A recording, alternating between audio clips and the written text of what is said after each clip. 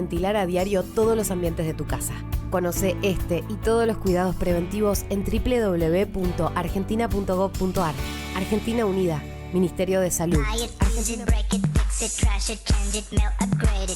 está en todos lados. Búscanos en Facebook, Twitter, Instagram y TuneIn. Radio @ generando contenidos. Fin del espacio publicitario. Seguí escuchando Radio @ Auspician este programa Fundación Igualdad y Libertad, Estudio Arte Nazca, Confederación de Mujeres del Perú Micaela Bastidas Piuyucagua, Lideresas Unidas de Avia Yala, el Ágora de los Murciélagos. Bien auspicia este programa Sociedad Futura, revista digital con contenidos de historia y política socialista.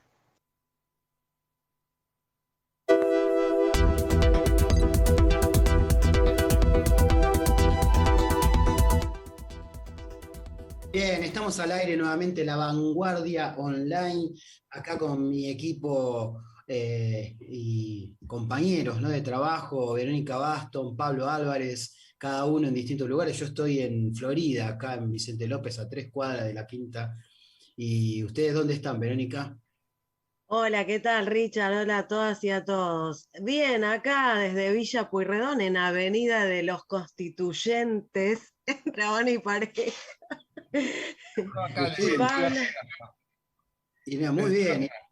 Y hoy en el Día Internacional de la Educación, La Vanguardia Online en Radio @ ha tomado la decisión de invitar a un educólogo prestigioso de nuestro país, al doctor Mariano Echenique, que es subsecretario de la Universidad de Buenos Aires, un gran investigador de las temáticas de educación, además de otras, ¿no?, como la música, incluso reflexiones políticas como un libro que ha sacado sobre las terceras opciones, ¿no? Un gran políglota. Así que así te presento, Mariano, ¿cómo estás?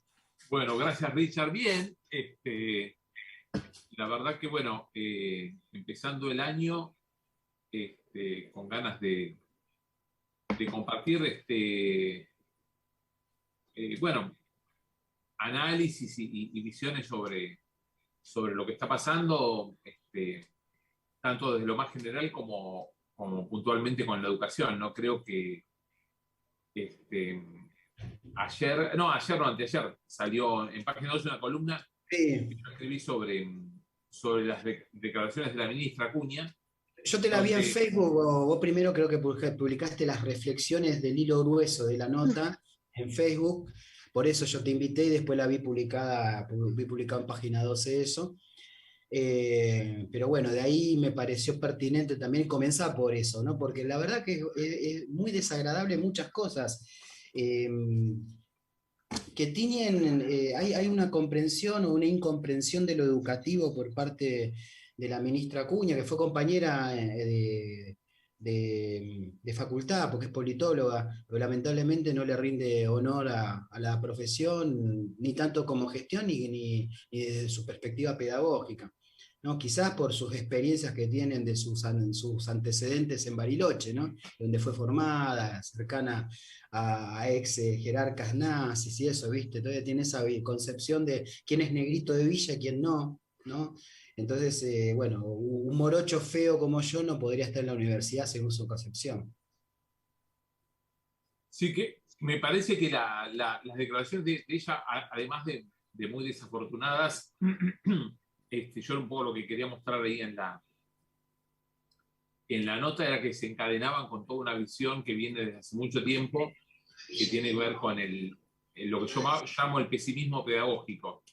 Es decir, la idea de que todas las propuestas que tengan que ver con la inclusión educativa y con la ampliación de oportunidades y con la nivelación de oportunidades están condenadas de antemano al fracaso, ¿no? Entonces yo citaba como alguno de los antecedentes en los años 80, la posición de la Unión para la Apertura Universitaria y de UPAU en contra del ciclo básico. diciendo que había que suprimirlo porque el CBC nivelaba y que la nivelación era algo totalmente innecesario porque aquellos que no tenían condiciones iban a desertar igual y por lo tanto no iba a haber ninguna, no iba a tener ninguna función el ciclo básico. Lo paradójico era que los que habían aprobado el CBC, en un 30% después votaban a la UPAU, o sea que votaban, después de haber recibido los beneficios de esa herramienta, votaban para que esa herramienta se termine, ¿no? Algo realmente terrible, una especie de egoísmo social o grupal por lo menos, muy, muy importante, porque era una propuesta que no era excéntrica, no era de grupos súper minoritarios, sino que era una agrupación que ganaba 4 o 5 estudiantes de los 13 de la UBA. Y en otras salía segundo con un buen porcentaje. Y está silenciado hoy, Richard, ¿no? Llegó a disputar la Federación Universitaria de Buenos Aires, sí. Claro, tal cual.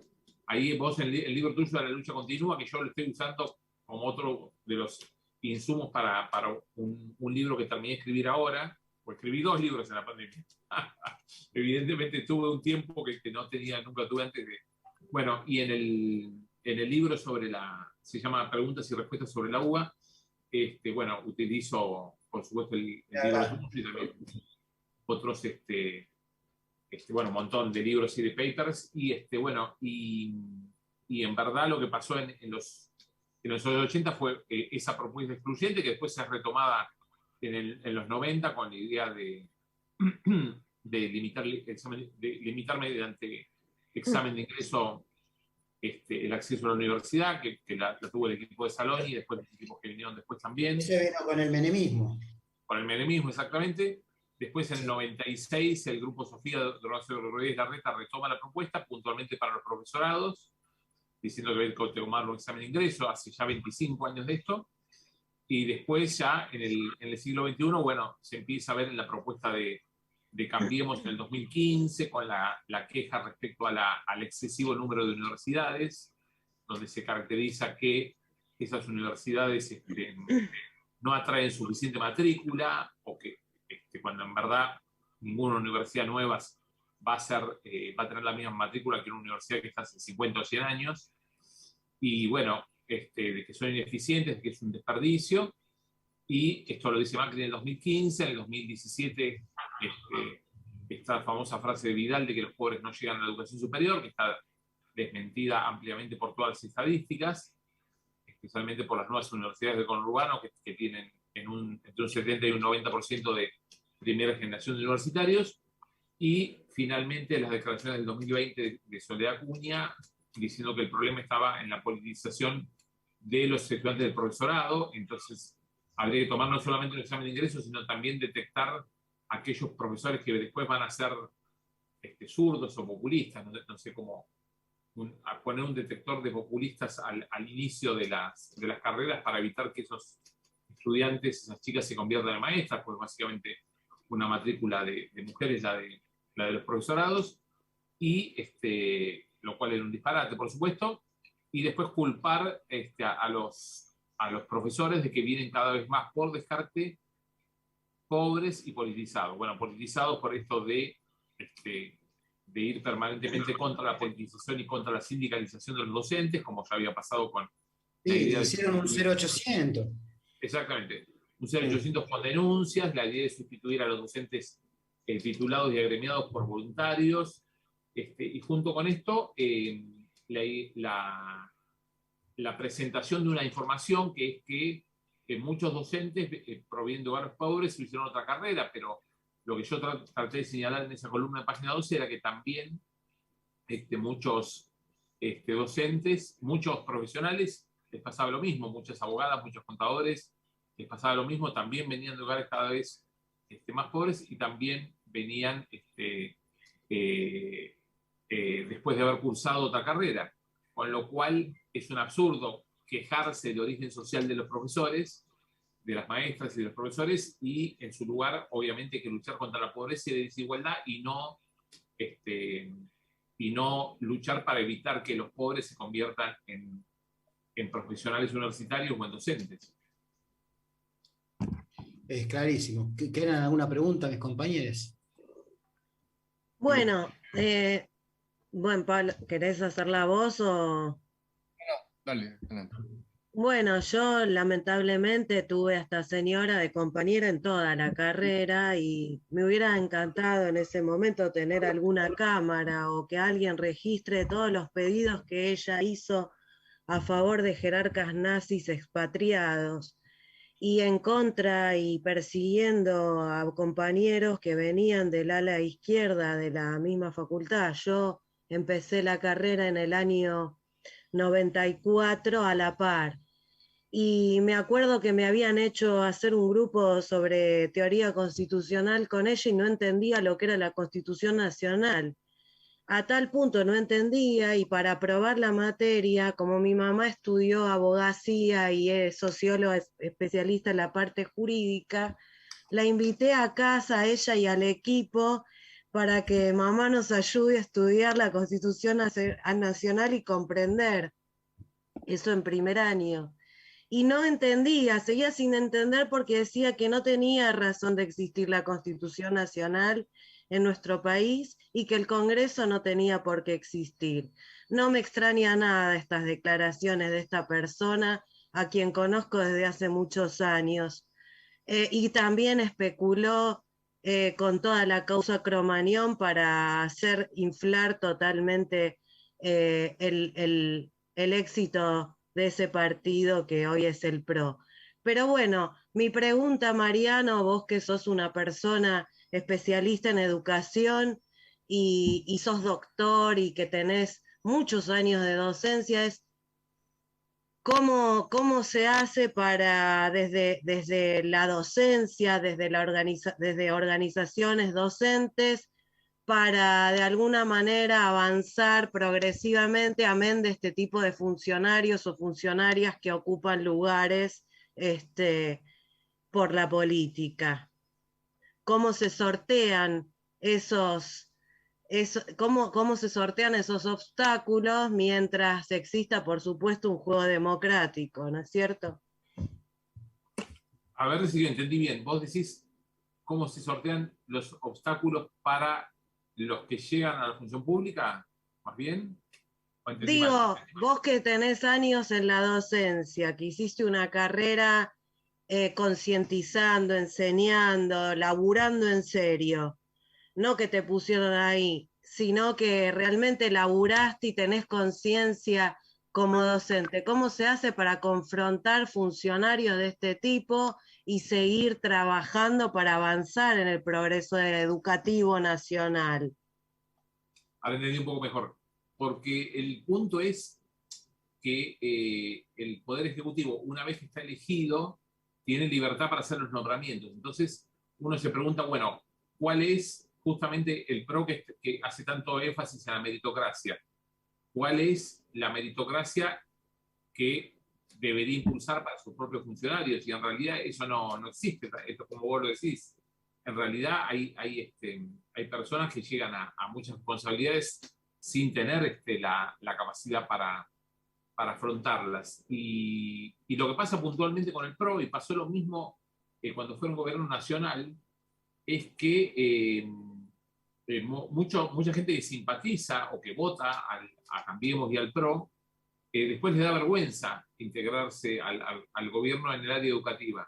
A mí me consta, yo conozco por lo menos 3 o 4 casos de personas con trayectoria educativa, en temas educativos, a las cuales les han ofrecido cargos bastante de relieve a nivel del gobierno nacional, cuando Cambiemos por gobierno nacional o en el gobierno de la ciudad, y que rechazaron esos cargos porque consideran medio bochornoso estar en un gobierno del PRO, porque es, por lo menos en el área educativa, eso seguramente no debe pasar en obra pública o en economía, por decir algo, pero en el área educativa es como medio bochornoso. Entonces, termina agarrando el que está ahí a mano, ¿no? Porque no hay...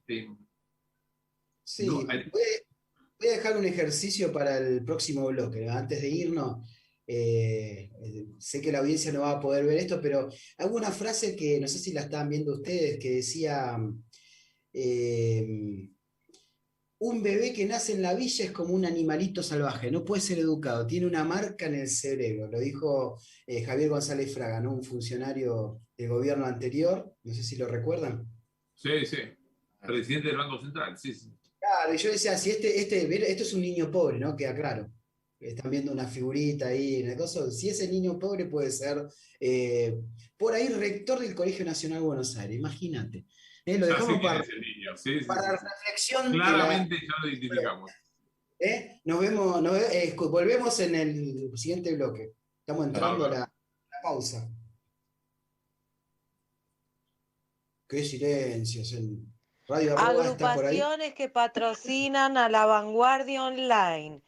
Lideresas Unidas de Abya, agrupación de mujeres líderes de toda América Latina, de arte, derechos humanos y culturas. Confederación de Mujeres del Perú, Micaela Bastidas Piuyucagua. Organización Social de Mujeres de Feminismo Comunitario del Perú. Sponsors educativos que auspician la Vanguardia Online. IANCA, Instituto Argentino de Negociación, Conciliación y Arbitraje. El Ágora de los Murciélagos, biblioteca virtual esotérica donde tenés toda la información oculta a tu alcance. Tarot de Verónica Elizabeth al 1127397407 para consultas online y para cursos virtuales de tarot.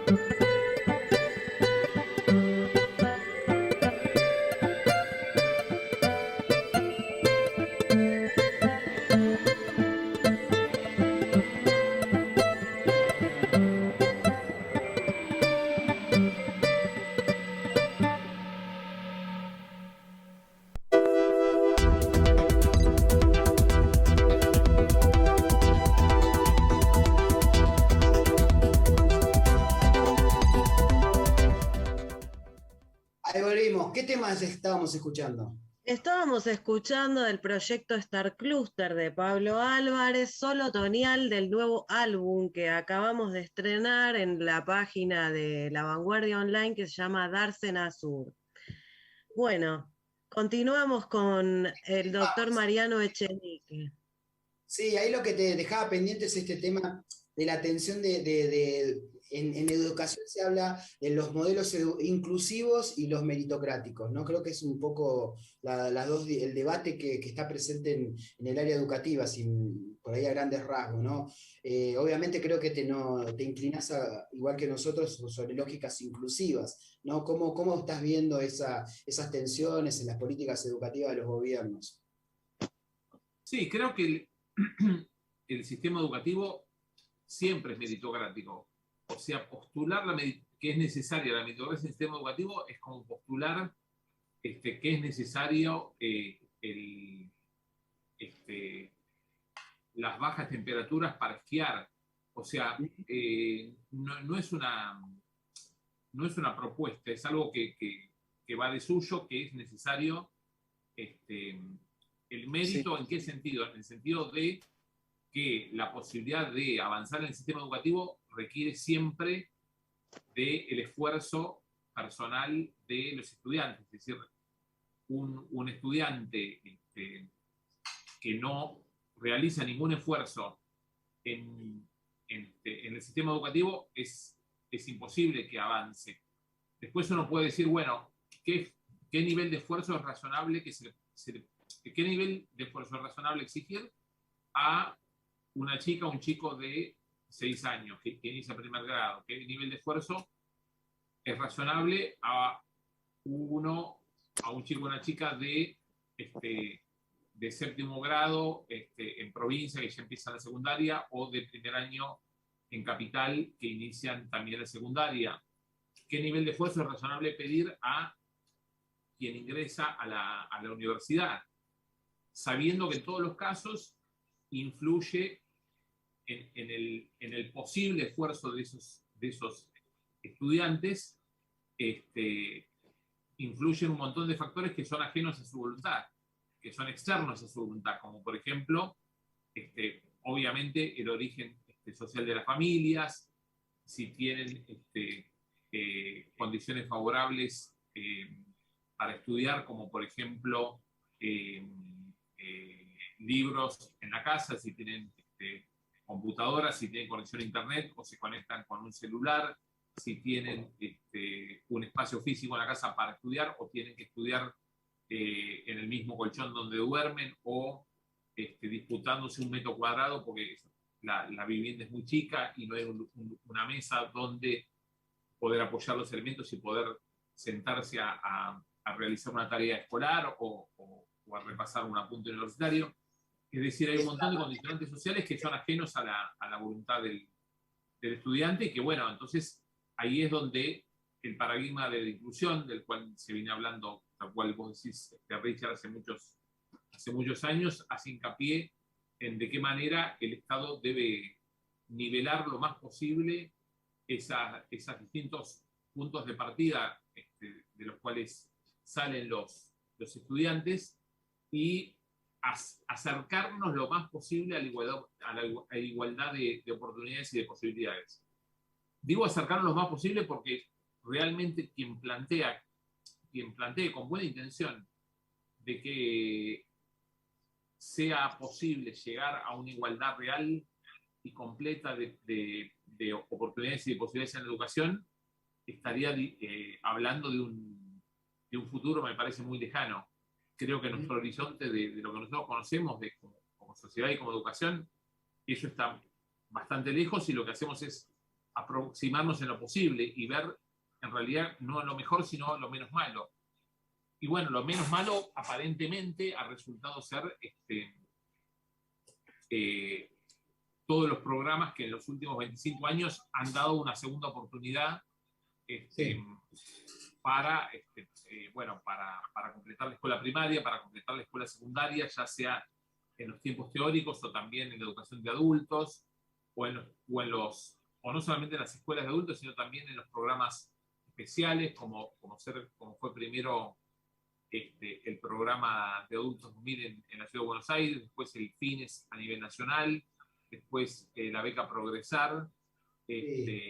Junto con eso, bueno, todo lo que se hizo en democracia para suprimir los exámenes de ingreso en las universidades nacionales, reemplazarlos por cursos niveladores como el CBC en la UBA, o como tienen otros cursos niveladores otras universidades, las clases de apoyo que dan a veces los mismos colegios o que dan los mismos centros de estudiantes, todo lo que tiene que ver con la ambientación universitaria, que están haciendo muy bien las universidades conurbanas, es decir, todos los esfuerzos que se pueden hacer para que la educación se acerque, no digo que nunca vaya a llegar, pero se acerque a una igualdad de oportunidades, ¿no? Ahí Pablo te quiere hacer... Sí, Mariano, te hago una pregunta puntual. El cambio de ministro de Educación, ¿no? De Jaime Persic, ¿influyó en algún tipo de cambio de dirección sobre la política educativa? ¿Hubo algún tipo de de mejora o de conexión con respecto a alguna política educativa que se quiere llevar a cabo y estaba trabada, o sigue todo más o menos igual? Yo creo que el cambio obedeció no es un cambio de política educativa, creo que es un cambio de gestión que tiene que ver primero con el desgaste de la etapa del ministerio de Nicolás Trota en el medio de una pandemia terrible que obligó intermitentemente a cerrar escuelas en las zonas donde los contagios estaban más elevados, por lo que se dijo, porque el transporte público, fundamentalmente de los chicos, y las aglomeraciones a la entrada de las escuelas y a la salida eran factores de contagio y no había vacuna, con lo cual yo creo que la política sanitaria y educativa estuvo bien, fue prudente, pero bueno, eso trajo un costo no solamente político, sino también social muy grande, de familias que no tenían con quién dejar a los hijos, de mucho alejamiento entre parte del alumnado y las escuelas, sobre todo de los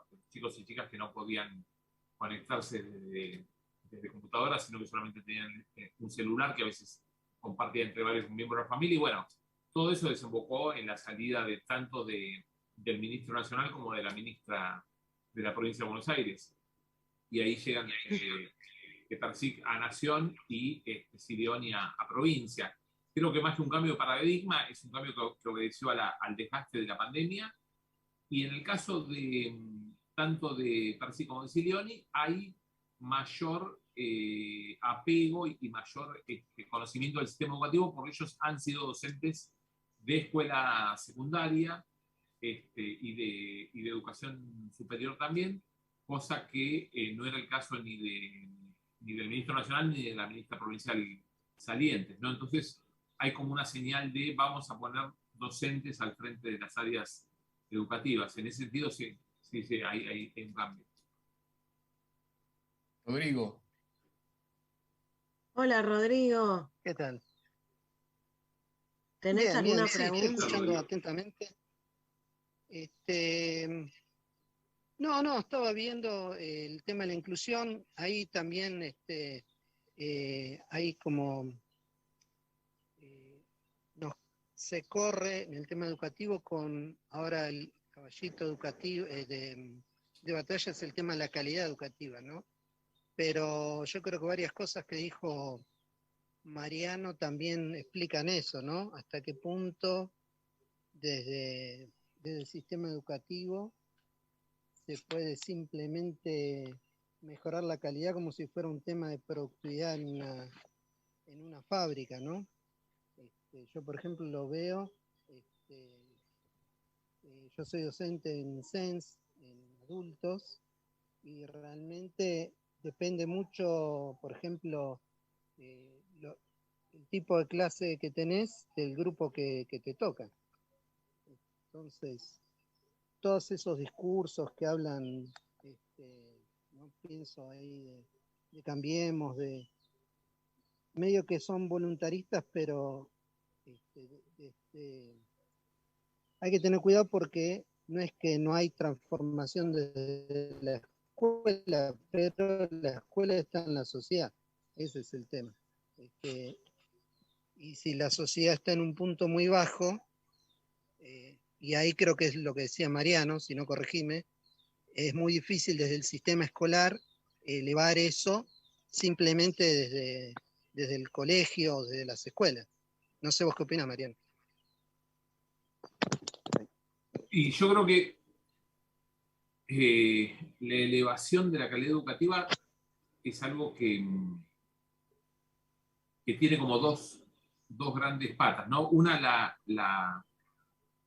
la pata sociofamiliar, por así decirlo, donde el Estado fundamentalmente, y a través de las políticas económicas, sociales, de redistribución del ingreso, tiene que crear mejores condiciones de vida que permitan que esos chicos y chicas que inician la educación inicial, primaria, secundaria, universitaria, la que sea, lleguen en mejores condiciones a la escuela, es decir, lleguen mejor alimentados, lleguen con mejores condiciones de salud, lleguen en un transporte público que funcione, lleguen tengan una casa con espacio para poder estudiar, tengan conectividad en sus casas, tengan computadora, etcétera, ¿no?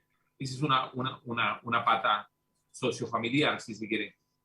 La segunda pata es lo que ofrece la escuela hoy, la escuela pública, que tiene que ver con su infraestructura, pero fundamentalmente con sus docentes, ¿no?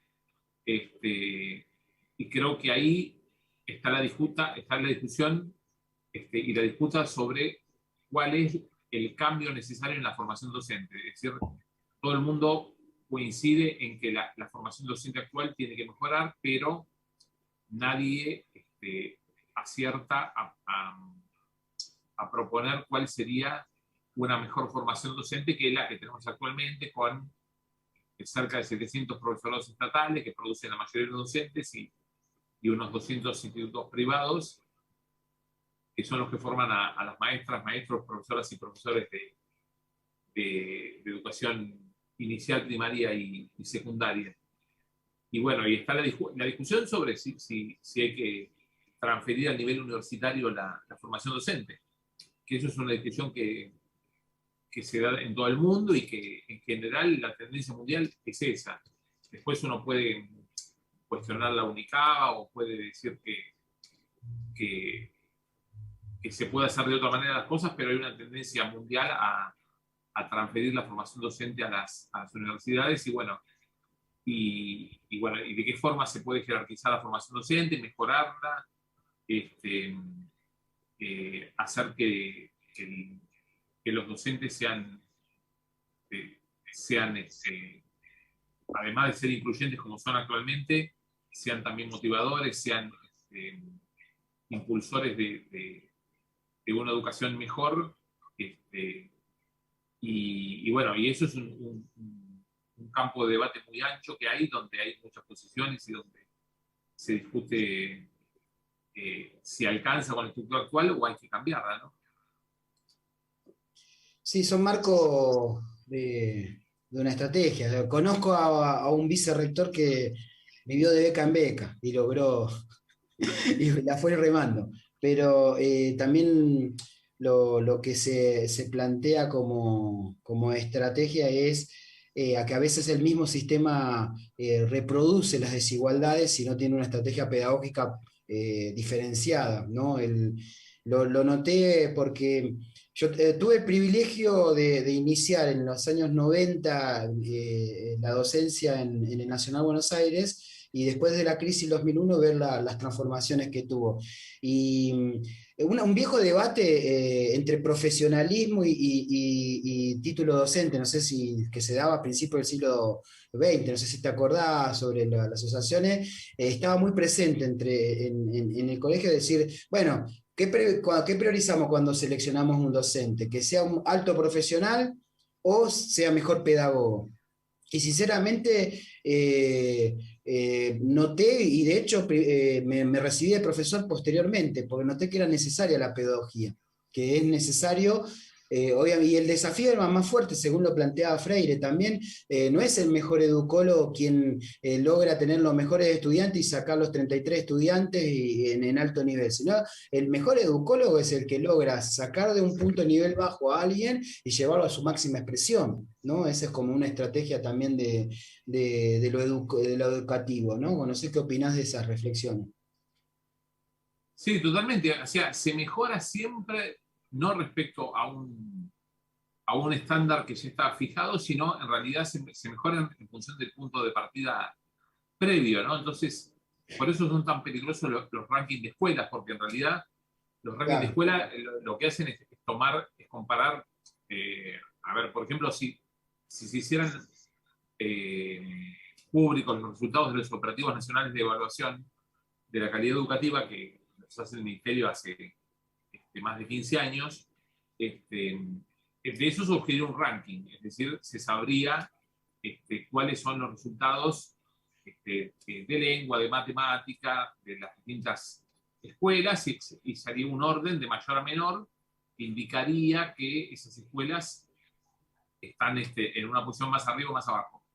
pero eso no hablaría de la calidad educativa, sino que hablaría primero de las ventajas o desventajas previas de los chicos y chicas que van a las escuelas. Primera cuestión. Y segundo, también estaría hablando de la composición del cuerpo docente y de las estrategias que usó ese cuerpo docente para lograr esos resultados. Y en realidad una escuela que de un año para otro en el ranking suba poquito, puede estar bastante mejor respecto a sí misma, pero bastante peor respecto a escuelas muy consolidadas que van a estar siempre muy arriba. Entonces, es muy difícil tomar la variable, como hacen los investigadores, la variable del origen social de los chicos o la variable de formación de los profesores, y separarla y, neutralizando esa variable, ver cómo dan los resultados, porque en general los pocos estudios que se han hecho haciendo eso, tratando de abstraer la cuestión de las ventajas previas en los resultados, han dado que en realidad no hay grandes diferencias, por ejemplo, entre la escuela pública y la escuela privada, cuando se supone que o el prejuicio indica que la escuela privada consigue mejores resultados, y en realidad los docentes son los mismos que la escuela pública. Yo lo quería reflexionar en el próximo bloque. Nos vamos un ratito y lo traemos como punto de debate para ir cerrando el programa. Dale. Buenísimo. Auspician este programa Fundación Igualdad y Libertad, Estudio Arte Nazca, Confederación de Mujeres del Perú Micaela Bastidas Piuyucagua, Lideresas Unidas de Abya Yala, el Ágora de los Murciélagos. Bien auspicia este programa Sociedad Futura, revista digital con contenidos de historia y política socialista.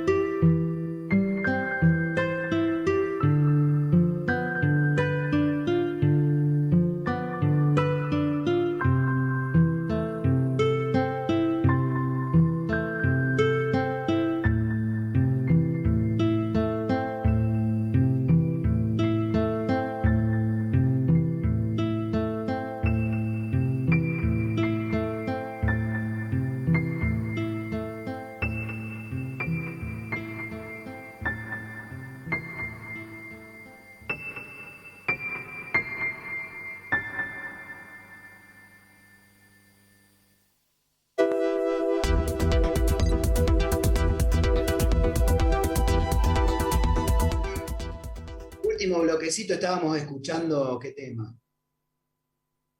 Puente Avellaneda. De Dársena Sur también. Bien, no sé, en el Facebook nos están escribiendo algunos, nos están escuchando, le mandamos saludos a todos, todas y Sí, todes. justamente, perdón, ¿no, Richard, que te interrumpa? Justamente 3 docentes nos están escuchando y 3 docentes que están ligadas a mi vida, así que les mando un saludo inmenso a Silvia Carán, que ha sido una excelente docente de económicas de la UBA y del Instituto Superior Octubre, y en muchos lugares una gran persona, a quien quiero mucho, a María de Los Ángeles Becchiarelli, mi madre y mi hermana Laura, que es docente de Derecho, así que entre otros Soledad Fernández, Juan Paiva y todos los oyentes de siempre. Bueno, justamente ahí te quería hacer esa pregunta y vos diste en el punto solo, Mariano. Hoy por hoy la educación pública es de excelencia más allá del ministro de turno, porque se luchó muchísimo y realmente la privada sí tiene que envidiarle a la pública. Al respecto de este debate público-privada, obviamente acá nadie brega por lo privado, sino por lo laico y lo público. ¿Cómo ves en Argentina la situación educativa, que justo estabas hablando de ese tema?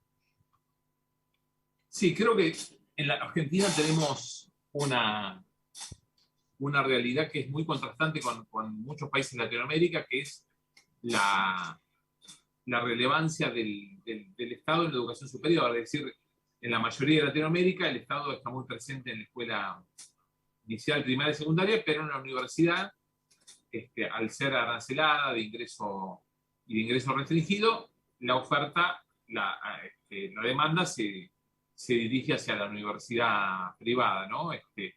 Colombia tiene prácticamente un 50% de matrícula de educación privada, Brasil cerca de un 70%, Chile más de un 80%, y eso tiene que ver, bueno, con que hay un verdadero mercado educacional en la educación superior, vinculado también con los exámenes de ingreso, ¿no? Porque, por ejemplo, a mí me tocó ver en Chile universidades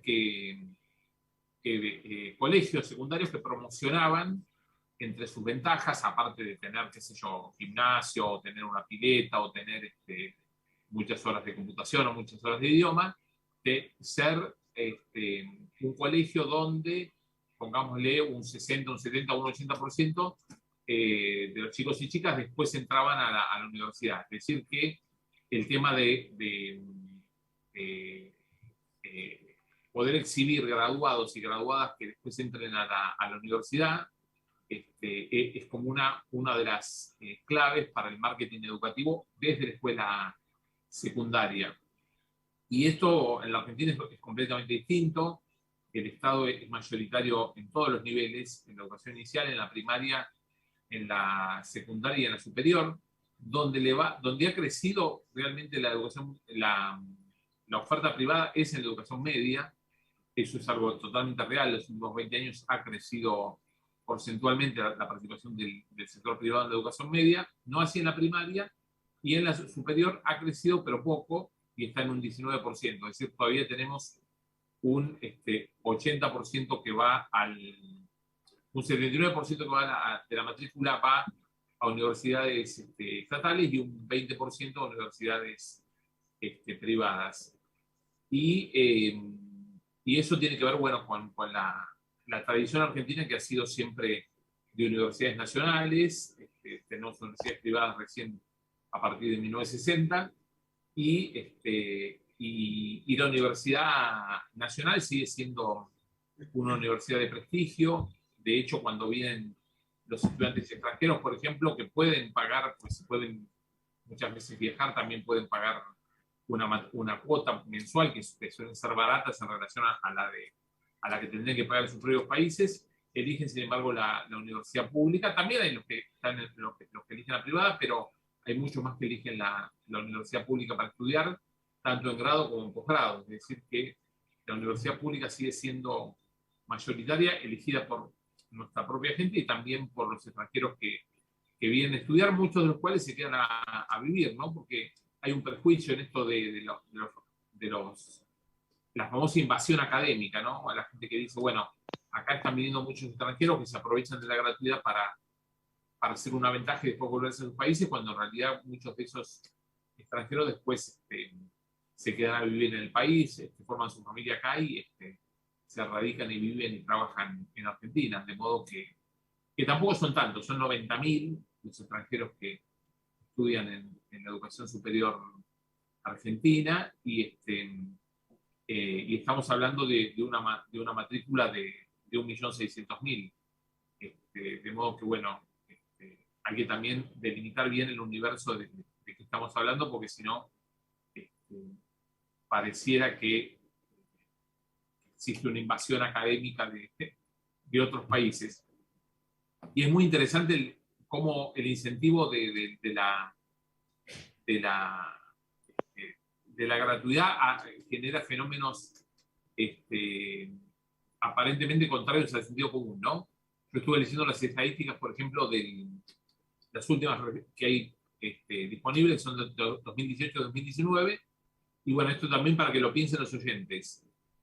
Si yo le dijera que hay un país que aporta a la educación superior argentina en los estudiantes de grado 3.000 personas y otro país que aporta 1.000, ¿cuál de esos dos países sería Estados Unidos y cuál sería Uruguay? Y A ver. Uruguay sería el de 3.000 y Estados Unidos el de 1.000. Totalmente, porque estamos a 4 horas de Montevideo o a 1 hora de Colonia y en cambio estamos a 10.000 kilómetros, no sé cuánto más, de Estados Unidos. Exactamente al revés. Hay 1.000 estudiantes uruguayos estudiando en Argentina, pero hay 3.000 de Estados Unidos. Y bueno, eso hace que no tiene nada que ver la proximidad geográfica con el y se da un fenómeno de grado. El otro día lo charlábamos con un investigador físico, pero les comentaba el tema también de la investigación. Uno de los temas que están teniendo los países latinoamericanos es que forman en niveles de grado, incluso en niveles de posgrados a nivel de investigación y de innovación e investigación científico-tecnológica, y estos cuadros se van a Estados Unidos, porque la planta de investigación de investigadores de Estados Unidos, preponderantemente, más del 70% son latinos. Entonces, tenés que le estás regalando cuadros técnicos en los niveles de investigación a la principal potencia, ¿no? Cuando la inversión en todo lo que es el proceso de construcción de inversión de esos cuadros tecnológicos lo hacen los países con terrible esfuerzo. Totalmente. Y también está la cuestión de que es totalmente real, de que nuestros países latinoamericanos muchas veces no pueden financiar tramos de investigación. Es decir, no es que no se puede investigar. De hecho, la Argentina investiga y mucho. Y también lo hace Brasil, por ejemplo, y también lo hace México. Pero en verdad hay tramos de investigación que son realmente muy costosos y que solamente se pueden hacer en el exterior, puntualmente lo que vos decís en Estados Unidos. Yo tengo un amigo que trabaja en el hospital universitario de Albany, en la cabecera del estado de Nueva York, y bueno, y él, cuando 1.000 veces le han preguntado por qué siendo argentino, trabajando allá y no te dedicas a investigar lo mismo, pero acá en Argentina, él lo que dice es que no es una cuestión de nivel de vida, no es que él se vaya allá para hacerse el millonario y para prestigiarse y decir que investiga en Estados Unidos, sino que la investigación que está haciendo, que en este tramo, que es una investigación sobre un proceso celular que ocurre en los pulmones, bueno, que es bastante complejo ya explicarlo, pero yo le digo la costra pulmonar para darle un nombre, que la gente pueda hacerse una idea de qué se trata. La costra pulmonar, pues es una costra, realmente es una costra del pulmón, pero que ocurre a nivel intracelular. Bueno, y él está con eso hace 10 años investigándolo, y bueno, y recibe un subsidio, ahora hace 2 años, del Estado Federal norteamericano de $600.000. Y eso, la verdad que no lo podría conseguir acá. Entonces, él si quiere abocarse a eso, tiene que vivir allá. Y bueno, y lo cual genera que la mujer que es argentina se lo recrimina permanentemente, dice, vivimos en el destierro, le dice. Pero bueno, son cosas situaciones que tienen que ver con apuestas de vida donde hay ciertas objetos de investigación pueden ser trabajados tranquilamente acá en nuestro país y ciertas áreas no. Entonces, eso es una realidad que existe y que es muy difícil de cambiar, ¿no? Mariano y compañeros, justo está la presidenta de la Confederación, Micaela Bastidas, viéndonos ahí en vivo y nos manda un saludo enorme y justamente en Perú asumió un maestro, el maestro Pedro Castillo Terrones, rondero y docente. Y en su discurso presidencial el foco lo hizo y se lo dedicó a las docentes y a los docentes y a las culturas. ¿Qué le podemos decir desde Argentina, desde vuestros análisis, vos como doctor en educación y compañeros, ustedes desde su pensamiento, hacia dónde apunta esta patria grande que está llevando al poder a algunos líderes progresistas nuevamente? Y creo que es un gran logro el hecho de que Pedro Castillo sea presidente de Perú, por docente, por su origen indígena y por expresar un poco esa mezcla que somos todos en Latinoamérica, ¿no? Porque si uno se pone a rascar los árboles genealógicos, siempre aparece esa mezcla entre lo amerindio, lo inmigrante, las familias más o menos antiguas y creo que el hecho de que él haya llegado a ser presidente de Perú es una buena señal y es una esperanza para toda América Latina y me parece que tiene que ver también con revalorizar una figura que en toda América Latina yo creo que en el mundo en general también, pero en América Latina es muy respetada, que es el docente de proximidad, el maestro, la maestra del pueblo, genera un plus de confianza que no genera que en momentos de descrédito de la política, donde mucha gente dice, bueno, los dirigentes son todos iguales y todos roban y todos mienten y todos hay que desconfiar de ellos. Un maestro y una persona como es Pedro Castillo me parece que genera justamente lo contrario, ¿no? Y creo que esa es una de las claves que explican también que haya ganado las elecciones, ¿no? Y no solo son psicobolches los maestros para fastidio de Soledad Acuña, sino que además pueden llegar a ser presidente de la nación. Con estas reflexiones vamos cerrando con un saludo, no sé si quieren hacer un marco. Te agradecemos mucho, Mariano, la presencia, fue muy ameno en este ciclo que estamos cerrando para abrir nuevamente otro de La Vanguardia Online, pero este enero con grandes probabilidades, perspectivas. Creo que los aportes que hiciste nos permiten seguir reflexionando sobre la educación en Argentina. No sé, yo así me despido. Verónica, Pablo y Rodrigo, si quieren despedirse también, y después se despide Mariano. Sí, un honor estar aquí en este equipo y con Mariano Echenique y con todos ustedes, y no nos olvidemos que esta señora fue la que ordenó pegarles a los docentes.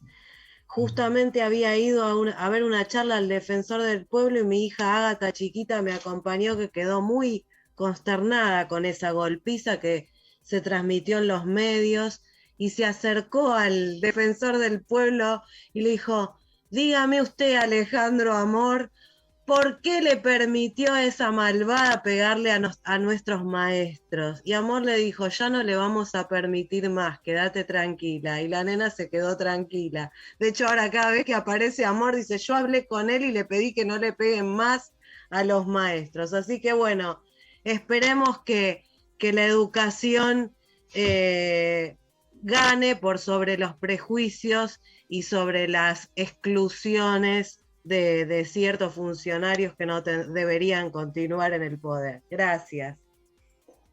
Gracias, Pablo. Mariano. Gracias, Rodrigo. Y bueno, nos estamos viendo en el próximo programa de la chispa mediática, va a decir. Perdón, de La Vanguardia Online. Es porque siempre como eras invitado en la chispa, te estaba como que me transmuté. Pero bueno, la verdad que queda como picando para una segunda parte, parafraseando al innombrable. Bueno, gracias por la invitación a todos, especialmente a Richard y a Vero. que son quienes más veo. Y bueno, y a disposición, sí, por supuesto, para seguir charlando, porque de la educación que no se deja hablar nunca, ¿no? Siempre pasa algo. Nos vemos la semana que viene, compañeros, y seguimos con La Vanguardia Online.